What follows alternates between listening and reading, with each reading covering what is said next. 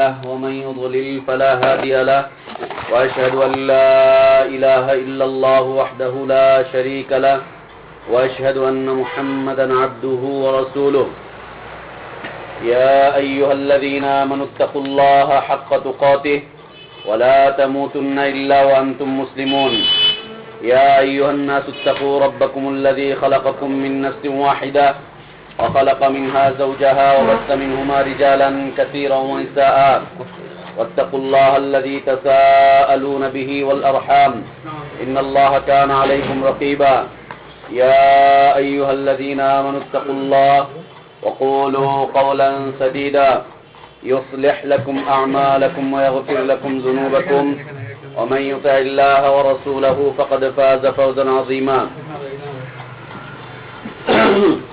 أما بعد فإن خير الحديث كتاب الله وخير الهدي هدي محمد صلى الله عليه وسلم وشر الأمور محدثاتها وكل محدثة بدعة وكل بدعة ضلالة وكل ضلالة في النار أعوذ بالله من الشيطان الرجيم بسم الله الرحمن الرحيم وما كفر سليمان ولكن الشياطين كفروا يعلمون الناس السحر وقال سبحانه قل يا أهل الكتاب لم تحاجون في إبراهيم وما أنزلت التوراة والإنجيل إلا من بعده أفلا تعقلون وقال سبحانه ما كان إبراهيم يهوديا ولا نصرانيا ولكن كان حنيفا مسلما وما كان من المشركين وقال سبحانه كل الطعام كان حلا لبني إسرائيل إلا ما حرم إسرائيل على نفسه من قبل أن تنزل التوراة قل فأتوا بالتوراة فاتلوها إن كنتم صادقين فمن افترى على الله الكذب من بعد ذلك فأولئك هم الظالمون সমস্ত প্রশংসা একমাত্র কেবলমাত্র শুধুমাত্র আল্লাহ রব্বুল আলামিনের জন্য, যিনি আমাদেরকে মুসলিম করে সৃষ্টি করেছেন এবং দয়া করে আমাদেরকে হেদায়েত দান করেছেন। আলহামদুলিল্লাহ। অসংখ্য অগণিত সালাত ও সালাম আমাদের প্রিয় নবী, প্রিয় রসুল, প্রিয় ইমাম, প্রিয় আদর্শ কেন্দ্রীয় ব্যক্তিত্ব মুহাম্মদুর রাসূলুল্লাহ সাল্লাল্লাহু আলাইহি ওয়াসাল্লামের প্রতি। আল্লাহ সুবহানাহু ওয়া তাআলা যাকে হেদায়েতের একমাত্র উসওয়া, হেদায়েতের একমাত্র কুদওয়া, হেদায়েতের একমাত্র আদর্শ ব্যক্তিত্ব হিসাবে পৃথিবীবাসীর জন্য মনোনয়ন করেছেন, পৃথিবীবাসীর জন্য চয়ন করেছেন, সেই আদর্শ ব্যক্তিত্ব, আদর্শ ইমাম, আদর্শ দায়ী, আদর্শ নবী, আদর্শ রসুলের প্রতি সালাত ও সালাম, যার আদর্শের বাস্তবায়নের মধ্যেই রয়েছে মানুষের জন্য জান্নাত, মানুষের জন্য কল্যাণ, যার আদর্শের বর্জনের মাধ্যমেই মানুষ অকল্যাণের মধ্যে পড়ে যাবে এবং মানুষ জাহান্নামে পতিত হবে। আল্লাহুম্মা সাল্লি আলা মুহাম্মদ, আল্লাহুম্মা বারিক আলা মুহাম্মদ। আমাদের গত সপ্তাহের আলোচনা ছিল কিতাবুল্লাহকে জাদুর মাধ্যমে প্রত্যাখ্যান করা, আল্লাহর ওয়াহিকে জাদুর মাধ্যমে প্রত্যাখ্যান করা। আমরা বেশ কয়েকটা দলিল পেশ করেছিলাম কোরআনুল কারীম থেকে, কিভাবে প্রত্যাখ্যান করা হচ্ছে,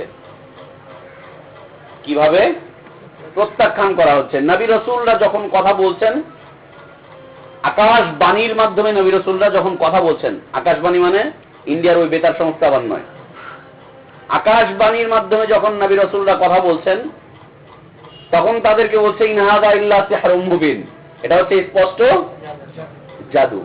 পাশাপাশি কি করছে, নিজেদের কিতাবগুলোকে বলছে এটা হচ্ছে হেদায়েতের কিতাব। এর ছোট্ট একটা উদাহরণ বাকি ছিল, যেমন জাদুর চিকিৎসা হিসাবে আল্লাহ সুবহানাহু ওয়া তাআলা কোরআনুল কারীমে দুটি সূরা অবতীর্ণ করেছেন জাদুর চিকিৎসা হিসাবে। মুহাম্মদুর রাসূলুল্লাহ সাল্লাল্লাহু আলাইহি ওয়াসাল্লামকে জাদু করা হলো, সেই জাদুর ক্রিয়া থেকে আল্লাহ সুবহানাহু ওয়া তাআলা এই দুইটা সূরার মাধ্যমে, ঝাড়ফুঁকের মাধ্যমে আল্লাহ তাআলা তাকে নিষ্কৃতি দিলেন তাকে সুস্থ করলেন। এখন এই জাদু থেকে নিষ্কৃতির জন্য আল্লাহ অবতীর্ণ করলেন এই দুইটি সূরাকে, এবং রাসূল সাল্লাল্লাহু আলাইহি ওয়াসাল্লামের সেখানে আরো কিছু দোয়া রয়েছে, কোরআনুল কারীমের আরো কিছু আয়াত রয়েছে যেগুলো জাদুকরদের বিরুদ্ধে।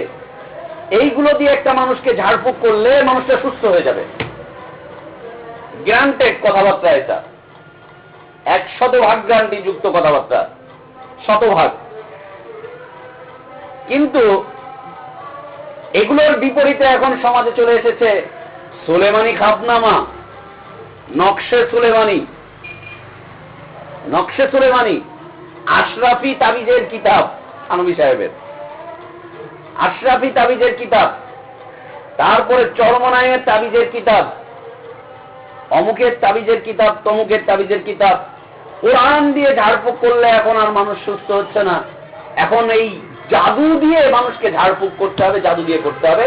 কোরআনের বিধানটা বাকি থাক, আল্লাহর ওইটা থাক, আমরা এটা দিয়ে চলি। চারদিকে জাদুর সয়লাব ঘটে যাচ্ছে এই কিতাবগুলোর মাধ্যমে।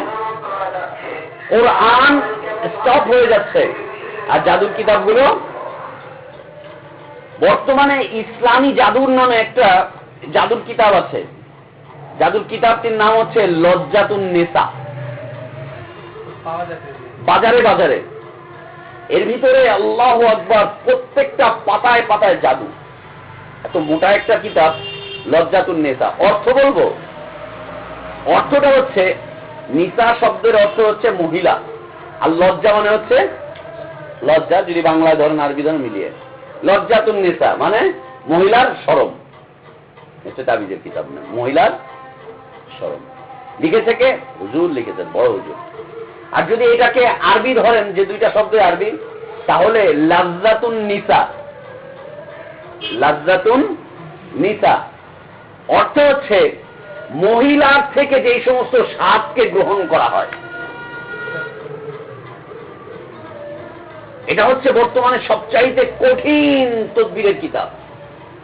এরপরে সুলেমানিয়া, নকশি, অমুকটা, এটা ওটা সেটা, এগুলোর মাধ্যমে কোরআনী যে সিস্টেমের তদবির, কোরআনী যে চিকিৎসা আছে, এই চিকিৎসাকে একদম অফ করে দেওয়া হয়েছে। অফ করে দিয়ে এই জাদুটাকে সামনে তুলে ধরা হয়েছে। এই কথাটুকু গত সপ্তাহে বাকি ছিল, তাই না?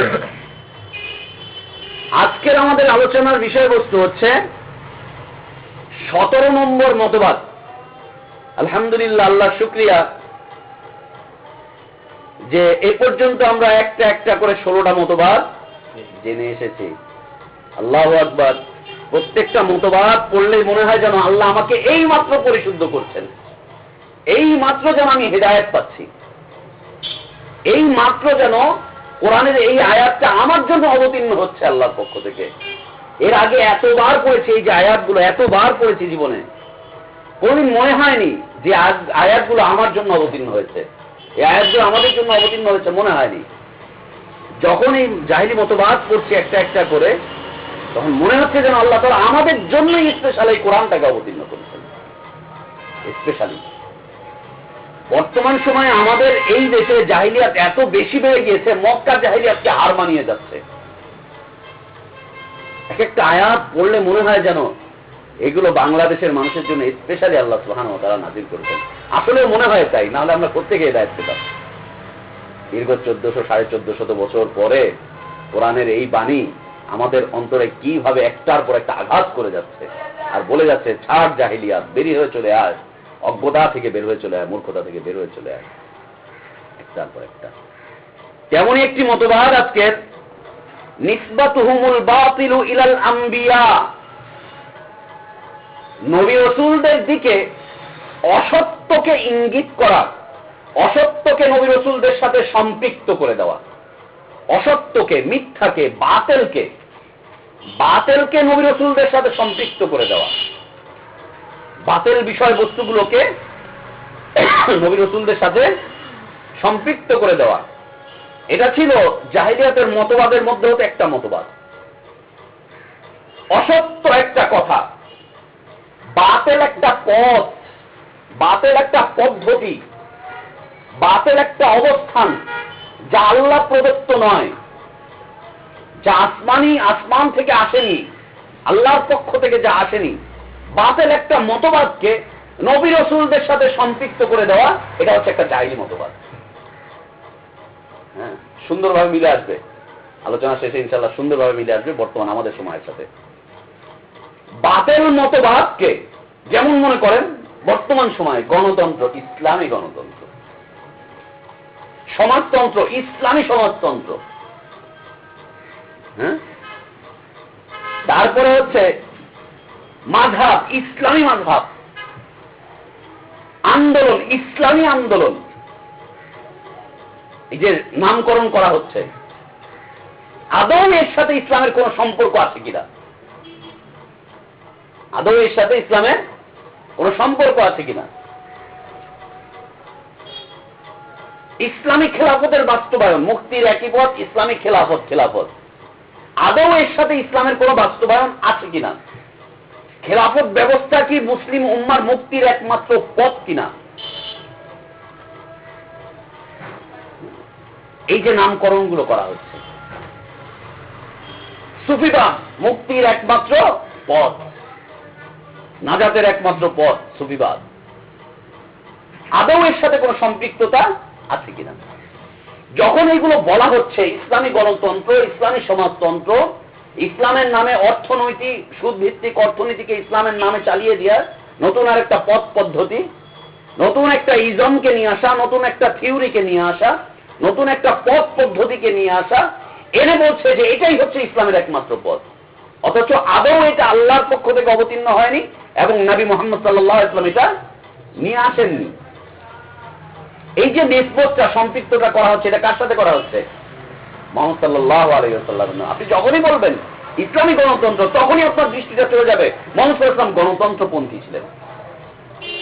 যখনই বলবেন যে সমাজতন্ত্র, তখনই মনে হবে যে মুহাম্মদ সাল্লাল্লাহু আলাইহি ওয়াসাল্লাম সমাজতন্ত্রের জনক ছিলেন।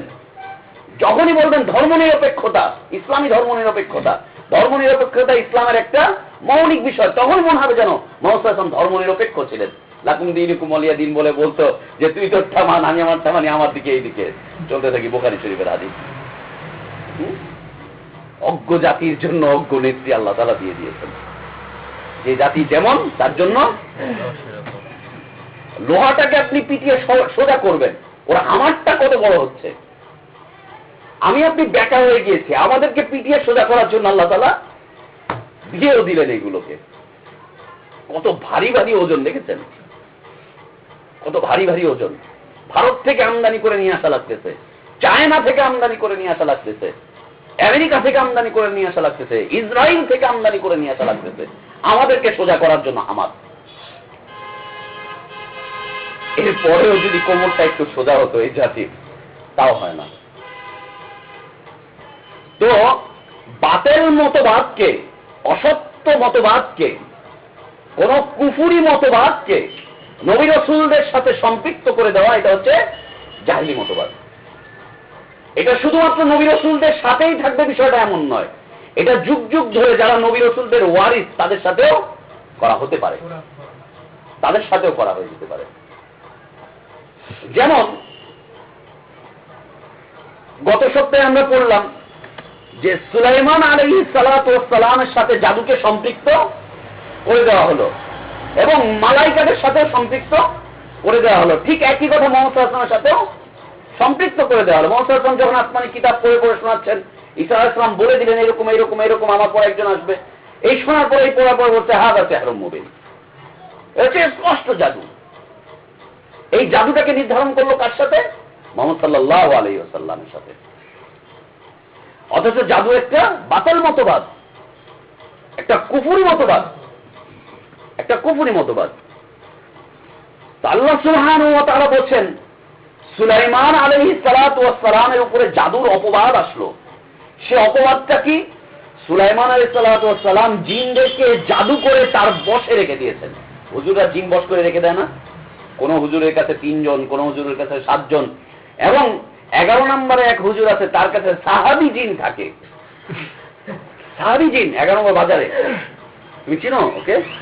11 নম্বর বাজারে, ওর নামটা কুমিল্লার লোকটা, ওই যে এখন যেটা ইয়ে হচ্ছে না, এই তোমার মাছপট্টির এই পাশে ওই যে কসাইখানা, এই কসাইখানাটার পিছনের বাড়ি, কুমিল্লায় বাড়ি তার, আগে মিলবিটার চাকরি করতো। এই লোকটা, ওর কাছে জিন আছে, ও জিনকে ভর করে রাখে, ওর কাছে থাকে।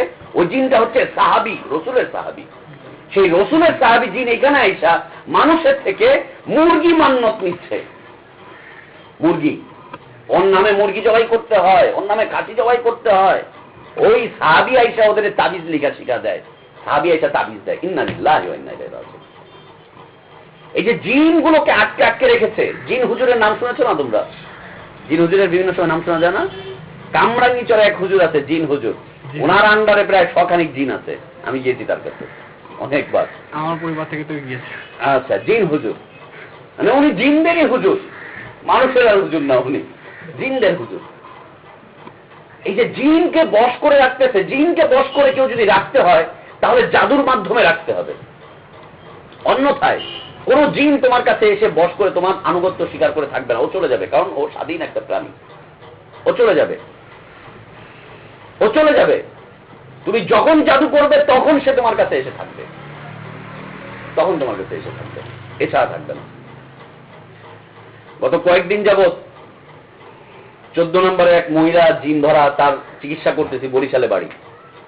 ওয়াল্লাহ, ও মহিলা নিজেই চায় যে ওর কাছে জিন থাকুক, ও নিজেই চায়। ওর জামাইকে ধরে যখন তখন মারধর করতেছে, জামাই অতিষ্ঠ হয়ে পড়েছে। এই মহিলার উপরে জিনটা যখন সওয়ার হয় বরিশালে, তখন এই মহিলাকে বলছে তোকে আমি বড়লোক বানিয়ে দিব। এখন বড়লোক হওয়ার ধান্দায়, জামাই হচ্ছে রং মিস্ত্রির কাজ করে, কষ্টে চলে সংসার, বড়লোক হওয়ার ধান্দায় এই মহিলা নিজের শরীরের উপরে জিন আছে বস করে, এই মহিলাকে মারধর করে, মহিলা থেকে অনেক কিছু চুরি টুরি করে নিয়ে যায়। এখন জিন তাকে দিয়ে যা ইচ্ছা সব করিয়েছে, কবরে সেজদা করিয়েছে, মাজারে নিয়ে গিয়েছে, আগুনে সেজদা করিয়েছে, ঢোল তবলা বাজায় তাকে দিয়ে, কাওয়ালি গানের আসর ঘটায় তাকে দিয়ে, সবকিছু করে। এখন মহিলার সাথে জিনটা এমন ভাবে মিলে গিয়েছে, জিনটা চলে যায়। ওর জামাই যখনই ওকে কিছু বলে, ওই মহিলাটা শুধু মাথায় এমন করে বাড়ি মারে, হায় 3 বার বাড়ি মারে, মারার সাথে সাথে জিন এসে জিন আইতে ওই ব্যাটারে চাই, ব্যাটারে পুতা দিয়ে মাইরা এই হাঁটুর অবস্থা খারাপ করে ফেলাইছে, চিকিৎসা করতেছি। এখন বেটা আমারে বলছে যে ভাই আমার তো অবস্থা খারাপ, ও তো আমার এই করতেছে। এখন চিকিৎসা করতে গেছি মহিলার, মহিলা বলে যে আমার জিন যাইবো কেন, আমার জিন তো আমি রাখছি, ওরা আমার দরকার, তো তোমার জামাই দরকার নাই। বলছে না, আমার জামাই দিয়ে আমি কি করবো, আমার জিন দরকার। হাতে তুলি মারে, একটা গান বলে, ব্যাস জিন এসে হাজির। এখন আমার সামনে এতবার তুলি দিচ্ছে আর গান বাজতেছে, জিন তো আর আসে না। এখন মহিলা মাথায় বাড়ি দেওয়া শুরু করছে, আরে আমার জিন আসে না কেন? ও মাথায় বাড়ি দিয়ে দিতে ওর এখানটা ফেটে গেছে, কিন্তু ওর জিন আসে না, ভয়ের চোটে জিনের জিন আসে না। এখন মহিলার শরীর কাঁপাকাঁপি শুরু হয়েছে, আর বলতেছে আপনি কি ব্যাপার, তোমার জিন আসবে কি করে? ওই জিনের গুরু তো এখানে বসা, আসবে কি করে? ওইখানে এসে থাকতে পারেন না। তো এরপর আমি চলে এসেছি, এরপরে এসছে অনেক পরে, দেড় ঘন্টা পরে এসছে, এসে বলছে যে উনি এইখানে ছিল আর আমি রোডের ওই মাথা থেকে আমার শরীর জ্বলতেছে, তুই আরে বাইক করছ না কেন, বাইক করছ না কেন, আর যেন কোনদিন না আসে, ওই ব্যাটারি দিতে চাই না, যদি এই মৌলবীরা আর কোনদিন আনিস তাহলে তোর খবর আছে। তো এখন এই জিন জাতি, এরা মানুষের কাছে বশ করে থাকবে না যতক্ষণ পর্যন্ত মানুষকে দিয়ে শিরিক, কুফর, বিদআত, হারাম কাজ করাতে না পারবে, থাকবে না। যেমন আল্লাহ রাসূল সাল্লাল্লাহু আলাইহি ওয়াসাল্লামের কাছে এসে ইসলাম কবুল করেছিল, তারা ইসলামের বায়াত গ্রহণ করেছিল, কিন্তু রাসূল সাল্লাল্লাহু আলাইহি ওয়াসাল্লামের সাথে থাকেনি, চলে যেত ওরা। আল্লাহ রাসূল সাল্লাল্লাহু আলাইহি ওয়াসাল্লাম যেতেন, উপত্যকায় যেতেন, পাহাড়ের ওই পাশে চলে যেতেন, মরুভূমিতে যেতেন, গিয়ে ওদের সাথে কথাবার্তা বলে আসতেন। সহিহ মুসলিম হাদিস আসবে, জিনদেরকে যে রাসূল সাল্লাল্লাহু আলাইহি ওয়াসাল্লাম দাওয়াত দিয়েছেন, বুখারীতে মুসলিম হাদিস আছে যে রাসূল সাল্লাল্লাহু আলাইহি ওয়াসাল্লাম অমুক এলাকায় উপত্যকায় চলে গেলেন, সাহাবীকে বলে গেলেন, একটা জায়গায় বসিয়ে দিয়ে যে আমি যতক্ষণ পর্যন্ত না আসি তুমি এখান থেকে লড়বা না, তুমি এখানেই বসে থাকো। রাসূল সাল্লাল্লাহু আলাইহি ওয়াসাল্লাম চলে গেলেন একেবারে অদৃশ্যে, ওখানে চলে গেছেন। সাহাবী আশঙ্কায় পড়েছেন, আল্লাহু আকবার, এত রাত অন্ধকার, মুহাম্মদ সাল্লাল্লাহু আলাইহি ওয়াসাল্লাম কিছু হত্যা না করে দিল, কেউ হত্যা করে দিয়েছে কিনা তারও ভয় লাগছে, মরুভূমি, অন্ধকার, দীর্ঘ সময় পার হয়ে গেছে, কি বিষয় কি বিষয়। আর রসুলের প্রতি তাদের এত ভালোবাসা ছিল, একটু সময় না দেখলে তাদের অবস্থা খারাপ হয়ে যেত। এত দীর্ঘ সময় রাসূল সাল্লাল্লাহু আলাইহি ওয়াসাল্লাম আসতেছেন না কেন? আবার ওইখান থেকে যে বের হয়ে চলে যাবে, গিয়ে যে দেখবে রসুলের আদেশ নাই, তাই আবার ওইখানেই বসে আছে। আনুগত্য, আল্লাহ রসুল সুন্নাতের আনুগত্য। বসে থাকতে বলেছে তো বসেই আছে। এর মধ্যে সাহাবী অনেক কিছু দেখলো, কি যেন সব দৌড় ঝাঁপ করতেছে, লাফালাফি করতেছে, এই ওই দেখতেছে, এই সেই। সাহাবী বুঝতে পারলেন। এরপর আসার পর তিনি তাকে বিস্তারিত বর্ণনা করলেন যে জিনদের সাথে আজকে বৈঠক ছিল, তাদেরকে ইসলামের দাওয়াত দিয়েছে, তাদের বিশাল একটা জামাত ইসলাম কবুল করে নিয়েছে, ইসলামের দিকে চলে এসেছে। তো এরা কুফরি শিরকি আকীদা ব্যতীত, কার্যক্রম ব্যতীত কারো অধীনস্থ হিসাবে থাকবে না। কিন্তু সুলাইমান আলাইহিস সালাতু ওয়াস সালামকে আল্লাহ প্রদত্ত এটা একটা মুজিজা ছিল যে তিনি জিনদের উপরে শাসন করতেন। কিন্তু সেই সময়কার মানুষগুলো সুলাইমান আলাইহিস সালাতু ওয়াস সালামের উপরে এই অপবাদ দিয়ে দিল যে সুলাইমান জাদু করে এদেরকে আটকে রেখে দিয়েছে ওর কাছে, এদেরকে তার কাছে আটকে রেখে দিয়েছে। আল্লাহ সুবহানাহু ওয়া তাআলা সেই বিষয়ে পৃথিবীবাসীকে পরিষ্কার করে দিচ্ছেন, ওয়ামা কাফারা সুলাইমান, দেখো সুলাইমান কিন্তু কুফরি করেনি। তোমরা যে সুলাইমানকে কুফরির দোষে দোষী সাব্যস্ত করছো, সুলাইমানকে যে তোমরা শিরকের দোষে দোষী সাব্যস্ত করছো, সুলাইমানকে যে তোমরা এই অপবাদ দিচ্ছ, না, সুলাইমান কিন্তু কুফরি করেনি। বিষয়টা কত কঠিন। যেই জিনিসটা নবীর মুজিজা, সেটাকে তারা বলছে এটা হচ্ছে কুফরি। মুজিজাটাকে বলছে কুফরি। যেমন আল্লাহ রাসূল সাল্লাল্লাহু আলাইহি ওয়াসাল্লাম আঙ্গুল দিয়ে ইশারা করলেন, চন্দ্র দ্বিখণ্ডিত হয়ে গেল, দেখে তৎক্ষণাৎ ভাবে হতভম্ব হয়ে গেল। উঠে যখন চলে যাচ্ছে বলছে, মুহাম্মদ আমাদের চোখে ধাঁধা লাগিয়েছে, জাদু করে দিয়েছিল মুহাম্মদ। একটা মুজিজাকে কুফর হিসেবে আখ্যায়িত করছে। আল্লাহ রাসূল সাল্লাল্লাহু আলাইহি ওয়াসাল্লাম মেরাজে গেলেন, ওইখান থেকে সে বক্তব্য পেশ করছেন, বলছেন এটা তার একটা মুজিজা। কিছু লোক শুনে তাদের ঈমান বৃদ্ধি পেয়ে গেল, আর অধিকাংশ লোক তাদের ঈমান আরো ঘাটতি হলো। কয়েকজন প্রথম যুগের মুসলিম তারা মুরতাদ হয়ে গেল, মুরতাদ হয়ে গেল। কেন? মুজিজাটাকে বলছে যে মুহাম্মদ পাগল হয়ে গেছে, ও তো এখন জাদুকরদের মতো করে কথা বলছে, এটা একটা জাদুকর।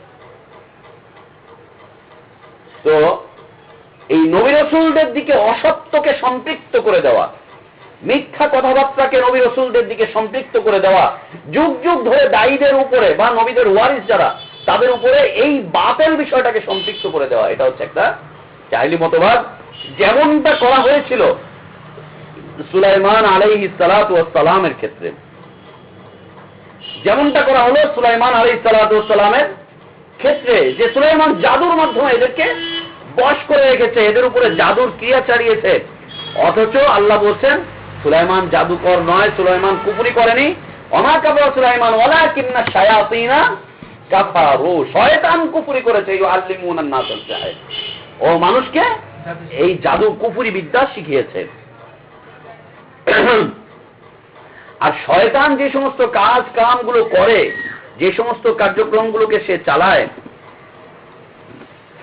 কখনো কখনো শয়তানি কার্যক্রমগুলোকে নবী রাসূলদের সাথে সম্পৃক্ত করে দেওয়া হয়। শয়তানি কার্যক্রমগুলোকে নবী রাসূলদের সাথে সম্পৃক্ত করে দেওয়া হয়, কখনো কখনো সম্পৃক্ত করে দেওয়া হয়, কখনো কখনো। অথচ তারা জানে না, তারা এটা জানে যে শয়তানকে আল্লাহ সৃষ্টি করেছেন। শয়তানের স্রষ্টাকে আল্লাহ, আল্লাহ শয়তানকে সৃষ্টি করেছেন। এবং শয়তানের যাবতীয় কর্মকাণ্ড, এই কর্মকাণ্ডগুলো ততক্ষণ পর্যন্ত ক্রিয়াশীল হয় না যতক্ষণ পর্যন্ত আল্লাহর হুকুম না আসে। আল্লাহর হুকুম দেওয়া রয়েছে, কিন্তু এইগুলোকে নিয়ে যায় তারা নবী রাসূলদের দিকে। ঠিক একইভাবে ইহুদি এবং খ্রিস্টানরা, যাদেরকে আহলে কিতাব হিসাবে আমরা জানি, ইহুদি এবং খ্রিস্টানরা তারা ইব্রাহিম আলাইহিস সালাতু ওয়াস সালাম সম্পর্কে বিভিন্ন ধরনের মন্তব্য করে ফেলেছিল, বিভিন্ন ধরনের মন্তব্য করে ফেলেছিল। কেমন মন্তব্য? মন্তব্যটা কিন্তু খুবই সুন্দর। ইব্রাহিম আলাইহিস সালাতু ওয়াস সালাম সম্পর্কে, বা তিনি যে দ্বীনটাকে মানতেন, সেই দ্বীন সম্পর্কে তাদের একটা মন্তব্য চলে আসলো ইহুদি এবং খ্রিস্টানদের। মক্কায় যে সময় আল্লাহ রাসূল সাল্লাল্লাহু আলাইহি ওয়াসাল্লাম আসলেন, সেই সময় কয়েক ভাগে বিভক্ত ছিল মানুষগুলো, তাই না? আমরা বলেছিলাম না, আহলে কিতাব, আহলে উম্মি, তারপরে আহলুল আরাব, হ্যাঁ দ্বীন হানিফ। এই যে কয়েকটা ভাগে বিভক্ত ছিল, এরা মৌলিকভাবে সবাই মিলে সর্বদলীয় ঐক্যজোট, মৌলিকভাবে সবাই মিলে তারা বলতো আমরা হচ্ছি দ্বীনে হানিফের লোক, আমরা মিল্লাতে ইব্রাহিমের উপরে আছি। এই কথা কিন্তু সবাই বলতো, মিল্লাতে ইব্রাহিমের উপরে আমরা আছি, আমরা দ্বীনে হানিফের উপরে আছি। মানে ইব্রাহিম আলাইহিস সালাতু ওয়াস সালাম যেই দ্বীন নিয়ে এসেছিলেন, তিনি যেই দ্বীনটা মানুষের কাছে প্রচার করেছেন, সেই দ্বীনের দোহাইটা তারা পেয়ে বলতো যে আমরা ইব্রাহিম আলাইহিস সালাতু ওয়াস সালামের অনুসারী। কারা বলতো? ইহুদিরা বলতো। কারা বলতো? নাসারারা বলতো। কারা বলতো? অগ্নি পূজকরা বলতো। কারা বলতো? মূর্তি পূজকরা বলতো। কারা বলতো? সেই সময় যারা আহলে কিতাব ছিলেন এবং অন্যান্য সম্প্রদায়, এরা যখন সম্মিলিত ঐক্যজোট গঠন করত, তখন তারা সম্মিলিতভাবে এই বক্তব্যটা আসতো, আমরা হচ্ছে দ্বীনে হানিফের লোক, দ্বীনে হানিফের অনুসারী, আমরা হচ্ছে ইব্রাহিম আলাইহিস সালাতু ওয়াস সালামের অনুসারী। এই সম্পৃক্ত করত সেই সময়ের মানুষগুলো। অবস্থাটা কেমন? আচ্ছা, আপনি দাবি করলেন, দাবি করলেই কি হয়ে যাবেন? ইব্রাহিম আলাইহিস সালাতু ওয়াস সালাম যে দ্বীন নিয়ে এসেছিলেন, সেই দিনে মূর্তি পূজা ছিল?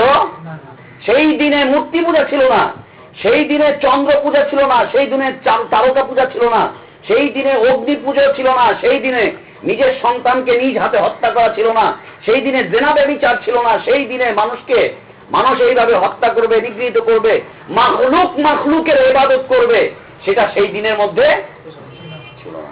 অথচ এরা কবর পূজা করছে, মাজার পূজা করছে, এরা হুজুর পূজা করছে, এরা ইমাম পূজা করছে, নেতা পূজা করছে, চন্দ্রের পূজা করছে, সূর্যের পূজা করছে, সব কিছু করছে, করে বলছে আমরা ইব্রাহিমের অনুসারী। এই কথা বলার কারণে মনে হচ্ছে যেন ইব্রাহিম আলাইহিস সালাতু ওয়াস সালাম এই কবর পূজার ধর্মটাই নিয়ে এসেছিলেন। ইন্না লিল্লাহি ওয়া ইন্না ইলাইহি রাজিউন। মনে হচ্ছে যেন ইব্রাহিম আলাইহিস সালাম এই মূর্তি পূজার ধর্মটাকে নিয়ে এসেছিলেন। মনে হচ্ছে যেন ইব্রাহিম আলাইহিস সালাম এই চন্দ্র পূজা, এই তারকা পূজার ধর্মটাকে নিয়ে এসেছিলেন। মনে হচ্ছে যেন ইব্রাহিম আলাইহিস সালাম এই পীর পূজা, পুরোহিত পূজা, এই নেতা পূজা, বুজুর্গ পূজার ধর্মটাকে নিয়ে এসেছিলেন। মনে হচ্ছে যেন তাই। এই দাবি তারা করত। আল্লাহ সুবহানাহু ওয়া তাআলা সাথে সাথে উত্তর দিচ্ছেন, মা কানা ইব্রাহিম ইয়াহুদিয়ান ওয়ালা নাসরানিয়ান।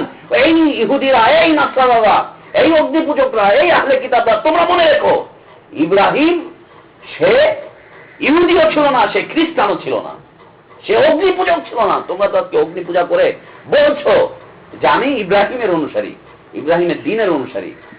দেখো, ইব্রাহিম ইহুদি খ্রিস্টান কেউ ছিল না, ইব্রাহিম এগুলো ছিল না। তোমরা যে যা করছো সেইটাকেই তুমি আমার নবীর দিকে ছেড়ে দিচ্ছ। এটা একটা মতবাদ, এটা একটা মতবাদ। মিলাদ পড়ে নবীর শানে, কিয়াম করে নবীর শানে, হায়াতুন নবী মনে করে নবীর শানে। নবীর এটা একটা শান, নবীর এটা একটা মর্যাদা। হাজের নাজের মনে করছে নবীর শানে, নবীকে জীবিত মনে করছে নবীর শানে, নবীর সম্মানে। মনে হচ্ছে যেন নবী এই তালিম গুলোই।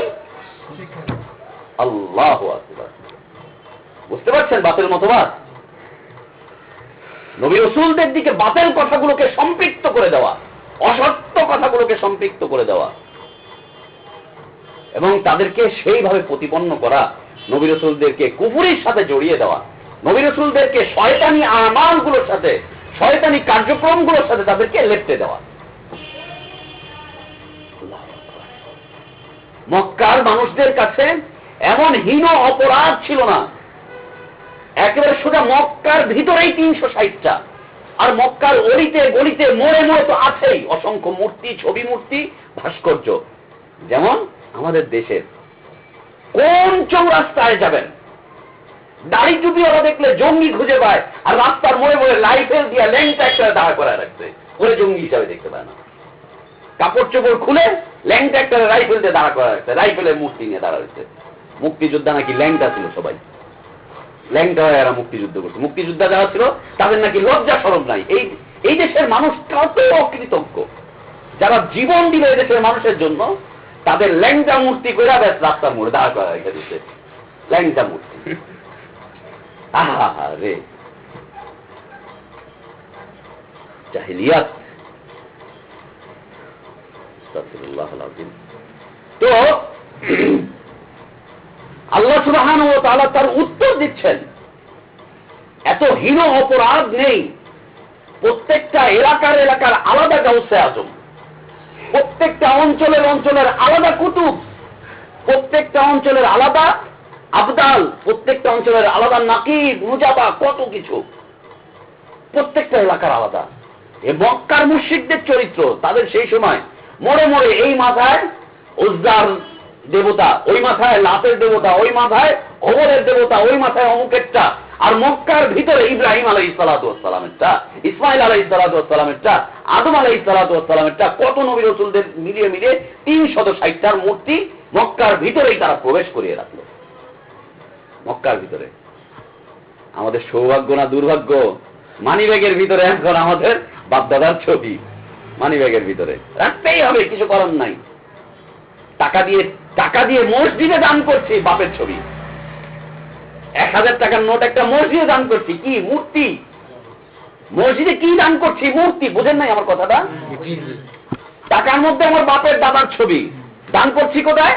মসজিদে। কি দিচ্ছি একটুখানি খুলে টাকা, মূর্তি। আমি যে কথাটা বলি, প্রত্যেকটা শব্দের অর্থ বুঝতে হবে, প্রত্যেকটা বিষয়ের অর্থ বুঝতে হবে। খালি টাকাই দেখলেন, টাকার অর্থটা দেখবেন না, টাকা জিনিসটা কি দেখবেন না। এই টাকা এক সময় স্বর্ণ ছিল, এই টাকাটা এক সময় রূপা ছিল, এই টাকাটা এখন কাগজ এসছে, ভবিষ্যতে এই টাকাটা হাওয়াও হইতে পারে,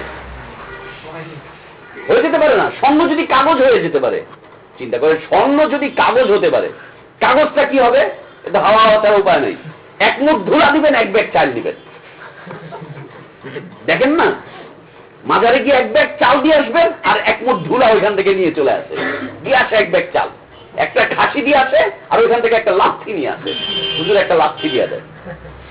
ভবিষ্যতে এই ছবিওয়ালা টাকা, এগুলা যে ভবিষ্যতে হাওয়া হবে না, ধুলাবালি হবে না, তার কি নিশ্চয়তা?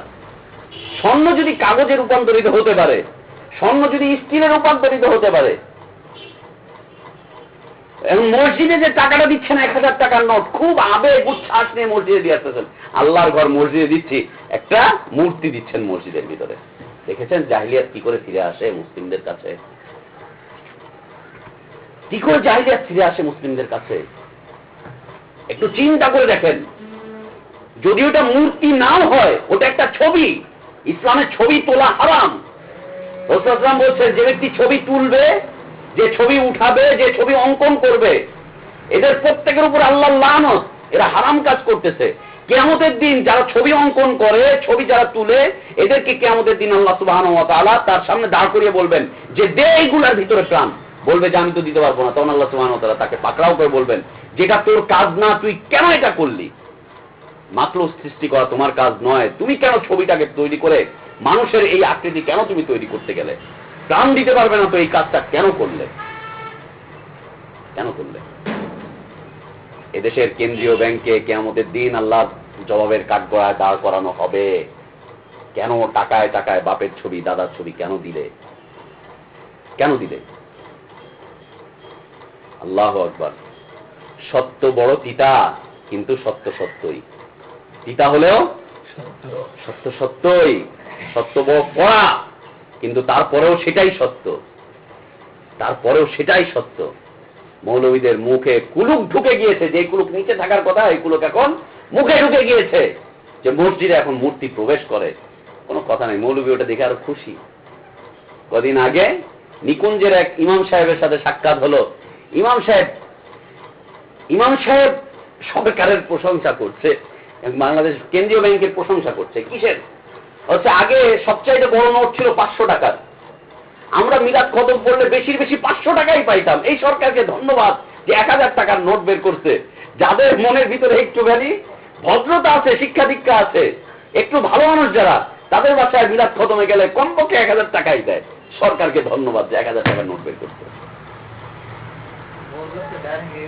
হ্যাঁ, বলতেই পারে না। আমাদের এই যে ইয়ে আছে না, রিয়াদি ভাই আছে না, নাসির ভাই বাসায়, ওকে জিজ্ঞেস করো, ওর সামনে এই কাহিনী। আলাউদ্দিন ভাই, রিয়াদি ভাই, এই জিজ্ঞেস করো, তাদের সামনে এই কাহিনী। ধন্যবাদ।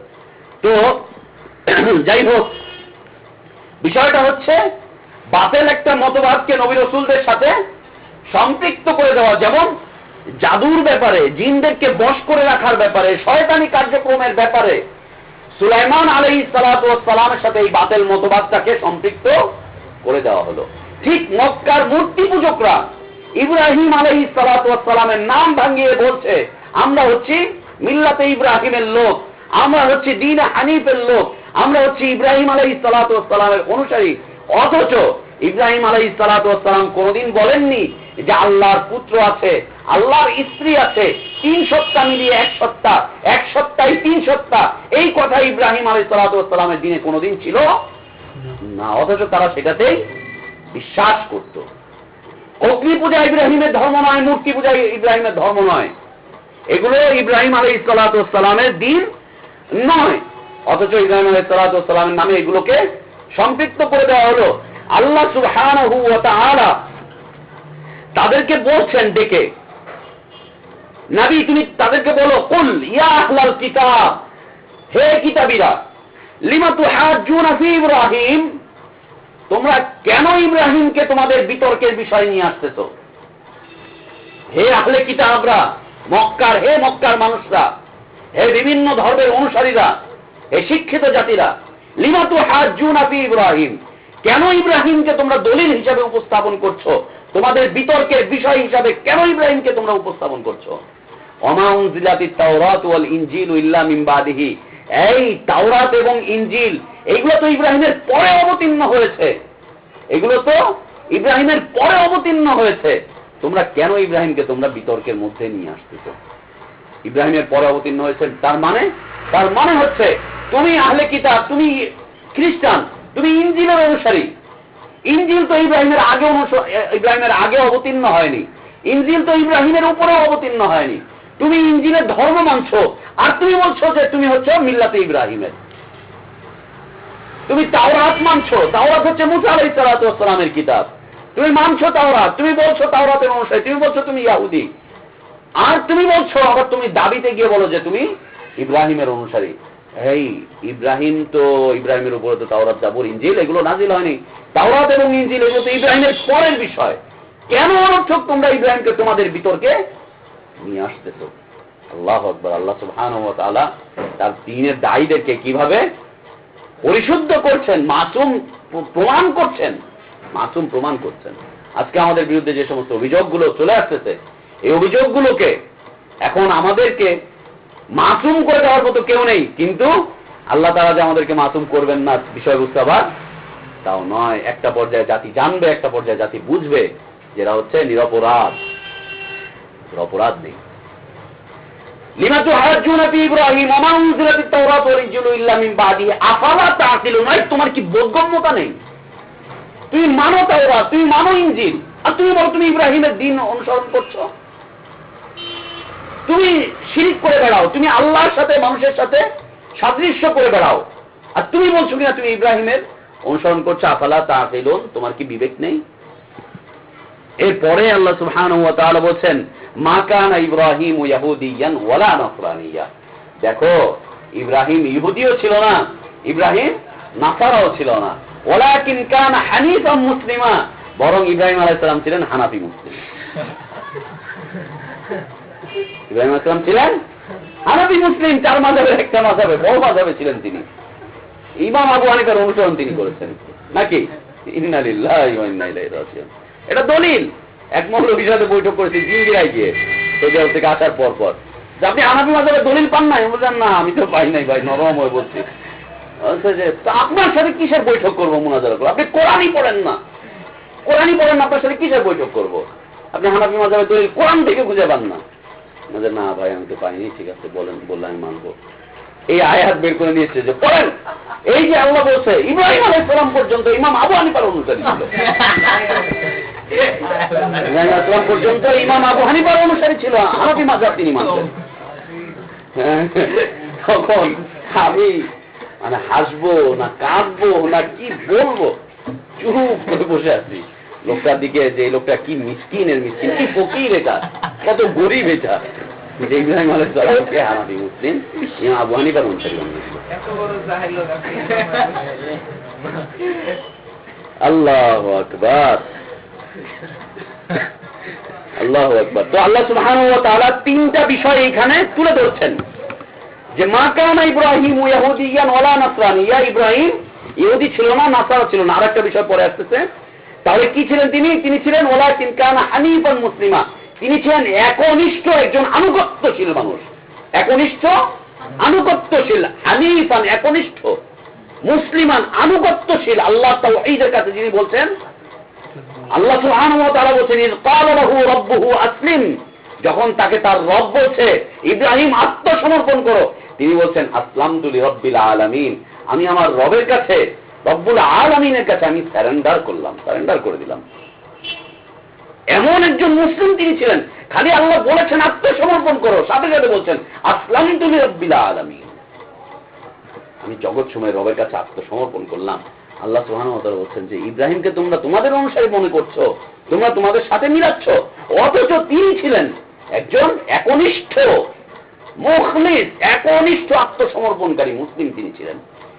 ওমা কানা মিনাল মুশরিকিন, তিনি মুশরিকদের অন্তর্ভুক্ত ছিলেন না। তিনটা অপবাদ থেকে আল্লাহ সুবহানাহু ওয়া তাআলা তাকে পরিশুদ্ধ জাতির সামনে উপস্থাপন করছেন। ইব্রাহিম আলাইহিস সালাম ছিলেন না ইহুদি, ছিলেন না নাসারা, এবং তিনি ছিলেন না মুশরিক। এখন মুশরিকের কোয়ালিটি যেটাই হোক না কেন, যত কোয়ালিটির মুশরিক হোক না কেন, মক্কার মুশরিকরা কেউ পাথর পূজা, কেউ গাছ পূজা, কেউ এইটার পূজা, কেউ ওইটার পূজা, সবকিছু করত, সবকিছু করত, তিনি এটা অন্তর্ভুক্ত ছিলেন না। আল্লাহু আকবার। তো এটা হচ্ছে ইব্রাহিম আলাইহিস সালাতু ওয়াস সালামের দ্বীন। তিনি ছিলেন একনিষ্ঠ এবং আত্মসমর্পণকারী একজন ব্যক্তিত্ব। আর কার কাছে? আল্লাহর তাওহীদের কাছে, তাওহীদুল্লাহর কাছে আত্মসমর্পণকারী ছিলেন। এবং তিনি শুধুমাত্র আত্মসমর্পণকারী থেকেই যে তিনি ক্ষান্ত হয়েছেন বিষয়টা এরকম নয়। এবং আল্লাহর সাথে যারাই শিরিক করেছে, আল্লাহর দ্বীনকে নিয়ে যারাই ছিনিমিনি খেলেছে, যারা আল্লাহর তাওহীদকে নিয়ে ছিনিমিনি খেলেছে, তাদের সাথে তিনি সম্পর্ক ছিন্ন করার ঘোষণাও দিয়েছিলেন। এই সম্পর্ক ছিন্নের ঘোষণা দিয়েছিলেন। ঘোষণাটা দিলেন কার সাথে? নিজের পিতার সাথে। কার সাথে? নিজের সমাজের সাথে। কার সাথে? স্থানীয় ব্যবসায়ীদের সাথে। কার সাথে? স্বয়ং রাষ্ট্রের সাথে। এবং তিনি বলছেন যে আজকে থেকে তোমাদের সাথে আমার সাথে শত্রুতা শুরু হয়ে গেল, শত্রুতার সূচনা। আজকে থেকে শত্রুতার সূচনা হলো। এই শত্রুতা চলতেই থাকবে অবিরাম ভাবে, যতক্ষণ পর্যন্ত তোমরা এক আল্লাহর প্রতি ঈমান না নিয়ে আসবে। এক আল্লাহর প্রতি যতক্ষণ পর্যন্ত তোমরা ঈমান না নিয়ে আসবে, ততক্ষণ পর্যন্ত এই শত্রুতা চলতেই থাকবে অবিরাম গতিতে। এমন একজন মানুষ তিনি ছিলেন। পড়েছেন না সূরা মুমতাহিনা, ইব্রাহিম আলাইহিস সালামের ঘোষণা? এর আগে পড়তে বলেছিলাম না? হ্যাঁ, তিনি কি বলছেন? ইয ক্বালু লিকাওমিহিম, তিনি তার জাতিকে বলছেন ইন্না বুরাউ মিনকুম, আমি তোমাদের থেকে মুক্ত হয়ে যাচ্ছি। অমিম্মা তা'বুদুনা মিন দুনিল্লাহ, তোমাদের থেকেই শুধু মুক্ত হচ্ছি না, তোমরা যাদের ইবাদত করো আল্লাহকে ছেড়ে দিয়ে, তাদের থেকেও আমি মুক্ত করছি। কাফারনা বিকুম, এবং তোমাদেরকে আর তোমাদের এই মাবুদ উভয়কে আমি অস্বীকার করছি। তোমাদেরকে এবং তোমাদের মাবুদকে আমি অস্বীকার করছি। ওয়াবাদা বাইনানা ওয়া বাইনাকুমুল আদাওয়াতু ওয়াল বাগদা, এবং দেখো শুরু হয়ে যাচ্ছে, অস্বীকার করছি তোমাদেরকে, অস্বীকার করছি তোমাদের এই ভ্রান্ত মাবুদগুলোকে, এবং আজকে থেকে তোমাদের সাথে আমার শুরু হয়ে যাচ্ছে আদাওয়াত এবং বাগদা, শত্রুতা এবং ঘৃণা বিদ্বেষ শুরু হয়ে যাচ্ছে। কতক্ষণ পর্যন্ত? হাত্তা তুমিনু বিল্লাহি ওয়াহদাহু, যতক্ষণ পর্যন্ত তোমরা এক আল্লাহর প্রতি ঈমান না নিয়ে আসবে। তো এটা কার সাথে করলেন? তিনি তার পিতার সাথে, তার সমাজের মানুষের সাথে এবং রাষ্ট্রের সাথে তিনি এই কাজটা করলেন। অথচ ইব্রাহিম আলাইহিস সালাতু ওয়াস সালামকে এই মুশরিকরা বলে ফেললো যে আমরা হচ্ছে তারই অনুসরণ করি। মনে হচ্ছে যেন ইব্রাহিম আলাইহিস সালাম তাদেরকে এই দাওয়াত দিয়েছেন, মনে হচ্ছে যেন তাদেরকে এই দাওয়াত দিয়েছেন। অথচ দেখা যাচ্ছে যে তাদের সাথে ইব্রাহিম আলাইহিস সালাতু ওয়াস সালামের সাথে লম্বা একটা সময়ের পার্থক্য ছিল, ব্যাপক সময়ের পার্থক্য, ব্যাপক সময়ের পার্থক্য ছিল তাদের সাথে। কত পার্থক্য যে তাওরাত আসলো, ইনজিল আসলো, মুসা আলাইহিস সালাতু ওয়াস সালাম ইব্রাহিম আলাইহিস সালামের পরে, আর ঈসা আলাইহিস সালাতু ওয়াস সালামও ইব্রাহিম আলাইহিস সালামের পরে। এর মাঝে আরো কয়েকজন নবী, ইসহাক আলাইহিস সালাতু ওয়াস সালাম, ইসমাঈল আলাইহিস সালাতু ওয়াস সালাম, আরো কয়েকজন নবী এর মধ্যে চলে এসেছেন। এত পরের মানুষগুলো গিয়ে এত হাজার বছর আগের মানুষের কাছে সম্পৃক্ত করে দিল নিজেদের কুফরি আকীদাকে, কুফরি মতবাদকে, বাতিল মতবাদকে, বাতিল চিন্তা চেতনাকে তার সাথে মিলিয়ে দিল।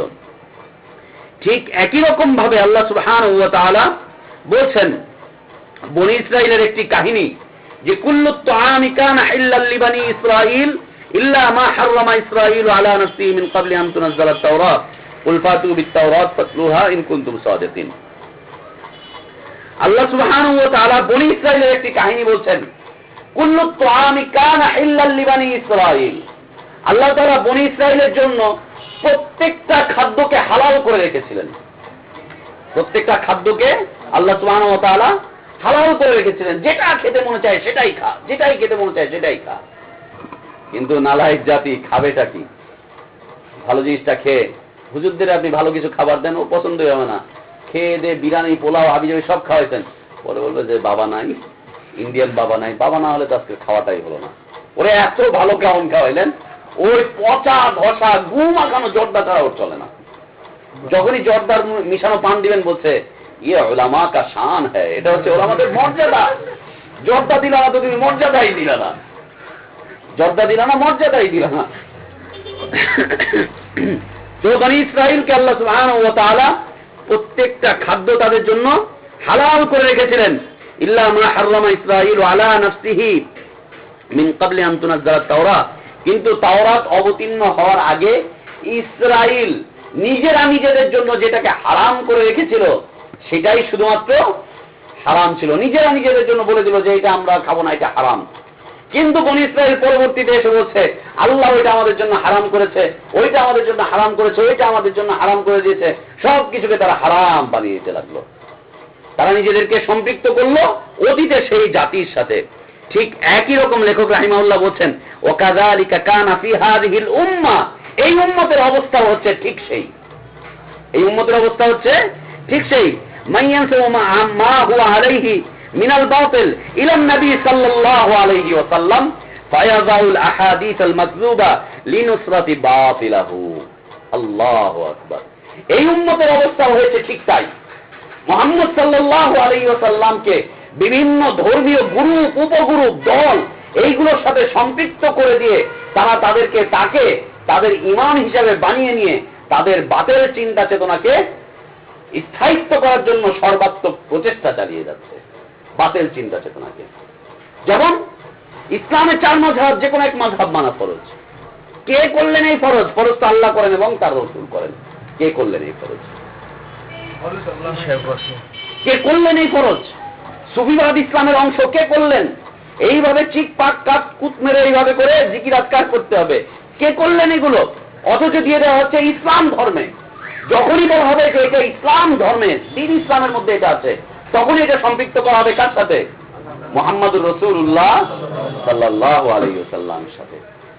তার সাথে সম্পৃক্ত করে দেওয়া হবে যখনই করা হবে। ঠিক এমনি ভাবে আল্লাহ রাসূল সাল্লাল্লাহু আলাইহি ওয়াসাল্লামের নামে অসংখ্য জাল হাদিস তৈরি করা হয়েছে। জাল হাদিস তৈরি করে বলা হচ্ছে এটা হচ্ছে মুহাম্মদ সাল্লাল্লাহু আলাইহি ওয়াসাল্লামের হাদিস, এটা হচ্ছে মুহাম্মদ সাল্লাল্লাহু আলাইহি ওয়াসাল্লামের হাদিস। মনে রাখতে হবে, জাল হাদিস হচ্ছে জাহেলি মতবাদ। ঠিক একইভাবে মুহাম্মদ সাল্লাল্লাহু আলাইহি ওয়াসাল্লামের নামে জায়েজ হাদিসগুলোকে তৈরি করে নিসবত করে দেওয়া হচ্ছে, সম্পৃক্ত করে দেওয়া হচ্ছে মুহাম্মদ সাল্লাল্লাহু আলাইহি ওয়াসাল্লামের সাথে। মনে হচ্ছে যেন রাসূল সাল্লাল্লাহু আলাইহি ওয়াসাল্লাম এই সমস্ত মিথ্যা কথাগুলাই শিখিয়ে দিয়ে গেছেন।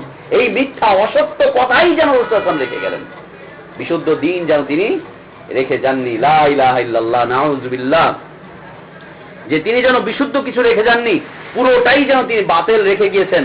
অথচ আল্লাহ সুবহানাহু ওয়া তাআলা কিয়ামত পর্যন্ত এই উম্মতের জন্য বিশুদ্ধ গ্রন্থখানা এমন ভাবে তিনি নাজিল করেছেন এবং তিনি হেফাজতের দায় দায়িত্ব নিয়ে নিয়েছেন। হেফাজতের দায় দায়িত্ব তিনি নিয়ে নিয়েছেন। মুহাম্মদ সাল্লাল্লাহু আলাইহি ওয়াসাল্লামের নামে যত ধরনের, এই যে আমরা এই সমাজে যত ধরনের শিরকি আকীদা দেখছি ইসলামের নামে, ওলি আল্লাহর মাজারে যাবেন না তো যাবেন কোথায়?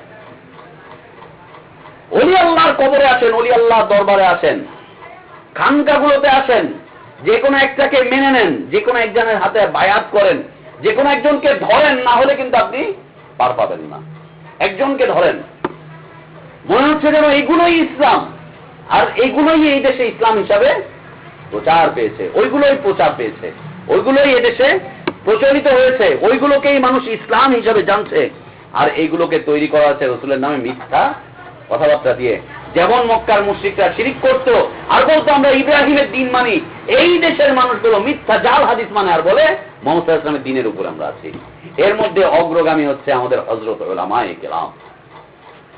হযরত উলামায়ে কেরাম তারা হচ্ছে অগ্রগামী। কারণ এই জাল হাদিসগুলো এই জাতির সামনে কে প্রচার করে? সুইপার প্রচার করে, ইউনিভার্সিটির টিচাররা জাল হাদিস প্রচার করে, গায়করা জাল হাদিস প্রচার করে না, যারা ফেরি করে তরকারি বিক্রি করে তারা জাল হাদিস প্রচার করে না। কে করে? এই হযরত উলামায়ে ইকরামরা এই দায়িত্ব নিয়েছে, ইসলামের নামে রসুলের নামে এইভাবে করে চালিয়ে দিচ্ছে। এবং ঠিক একই অবস্থা এই উম্মতের যে সমস্ত ইমাম আইম্মারা ছিলেন তাদের নামও একই অবস্থায় করা হচ্ছে। তিনি বলছেন ওয়াকাযালিকা ফি হাযিহিল উম্মাহ ইয়ানতাসিবুনা ইলাল আইম্মা ওয়া হুম ইউখালিফুনাহুম ফিল আকীদা। ঠিক একই রকম এই উম্মতের অবস্থা, শুধু নবী রাসূলকে নিয়েই তারা এই সমস্ত মিথ্যা জাল বর্ণনা করছে, যাই বর্ণনা করছে, বিষয়টা এমন নয়। তারা তাদের মাযহাবের ইমামের নামেও তাই করে বেড়াচ্ছে, যা ইচ্ছা তাই করছে, আর বলছে এটা হানাফি মাযহাবের। যা ইচ্ছা তাই করছে, বলছে আমাদের মাযহাবে এটা আছে। ও জর্দা খায় বলে এটা আমাদের মাযহাবে আছে। ও তাগুতি শক্তি মানে বলে এটা আমাদের মাযহাবে আছে। ওইটা মানে সেইটা মানে ও বলছে এটা আমাদের মাযহাবের। ভ্রান্ত আকীদা। আল্লাহর নামে আল্লাহ হচ্ছে সর্বত্র বিরাজমান, সর্বত্র বিরাজমান হতে হতে এক পর্যায়ে আল্লাহ তাআলা টয়লেটে গিয়ে অবস্থান নেন, এটা করেন, ওইটা করেন, সেটা করেন, সব বলছে। আর বলছে আমরা হানাফি মাযহাবের লোক। হানাফি মাযহাবের লোক বলে তারা ইমাম আবু হানিফা রাহিমাহুল্লাহকে এভাবে কলুষিত করে ছাড়ছে, কলুষিত করে ছাড়ছে। বিভ্রান্ত আকীদা, আশআরী আকীদা, মাতুরিদি আকীদা, তারপরে হচ্ছে ওই বক্তাদের আকীদা, তারপরে হচ্ছে ইলমে কালাম, সাহিত্যের আকীদা, এই সমস্ত আকীদাকে পোষণ করছে। সাহিত্যের আকীদা হচ্ছে ওই যে শের আশা, শুনেন না? হযরত উলামায়ে কেরাম মসজিদে বসে আর ওয়াজের মাহফিলে বসে কি সুন্দর করে ঢুলে ঢুলে বলে উর্দু ফার্সি। এইগুলোকে সব ইমামরা, সকল ইমামরা, ইমাম আবু হানিফা, শাফিঈ, মালিক, আহমদ ইবনে হাম্বল, যত ইমাম আছে সবাই এই সমস্ত আকীদার বিরুদ্ধে একযোগে আন্দোলন করেছিলেন। আশআরী আকীদা, মাতুরিদি আকীদা। আর এখন হযরত উলামায়ে কেরাম আশআরী আর মাতুরিদি আকীদা দিয়ে তারা বলছে যে এগুলো হচ্ছে আমাদের হানাফি মাযহাবের আকীদা। বিভ্রান্তিকর আমল করে আর বলছে এগুলো আমাদের মাযহাবের আমল। সবচাইতে বড় মাযহাবের এই অবস্থা। তো এ হচ্ছে বাতিল মতবাদকে নবী রাসূলদের সাথে সম্পৃক্ত করে দেওয়া, বাতিল মতবাদকে আল্লাহর কিতাবের সাথে সম্পৃক্ত করে দেওয়া, বাতিল মতবাদকে দায়ীদের সাথে সম্পৃক্ত করে দেওয়া, বাতিল মতবাদকে আইম্মাদের সাথে যুগ যুগ ধরে নবীদের ওয়ারিসদের সাথে সম্পৃক্ত করে দেওয়া, সম্পৃক্ত করে দিয়ে মৌলিকভাবে আল্লাহ প্রদত্ত দ্বীনকে ঢেকে রাখার জন্য প্রচেষ্টা চালানো। মনে হয় যেন এটাই আল্লাহ প্রদত্ত দ্বীন। আল্লাহ তাআলা আমাদেরকে সকল প্রকার জাহিলি মতবাদ থেকে হেফাজত করেন। আল্লাহ তাআলা আমাদেরকে জাহিলিয়াতের গণ্ডি থেকে বের হয়ে আসার তৌফিক দান করেন। আল্লাহ সুবহানাহু ওয়া তাআলা আমাদের ইলমে বরকত দান করেন। আল্লাহ আমাদের আমলে বরকত দান করেন। আল্লাহ আমাদের হায়াতে বরকত দান করেন। আল্লাহ আমাদেরকে কল্যাণের মধ্যে রাখেন। আল্লাহ আমাদেরকে সকল প্রকার অকল্যাণ থেকে হেফাজত করেন। আল্লাহুম্মা আমিন ওয়া আখির দাওয়ানা আলহামদুলিল্লাহি রাব্বিল আলামিন। وصلى الله وبارك على نبينا محمد وعلى آله وأصحابه أجمعين. سبحانك اللهم وبحمدك أشهد أن لا إله إلا أنت أستغفرك وأتوب إليك.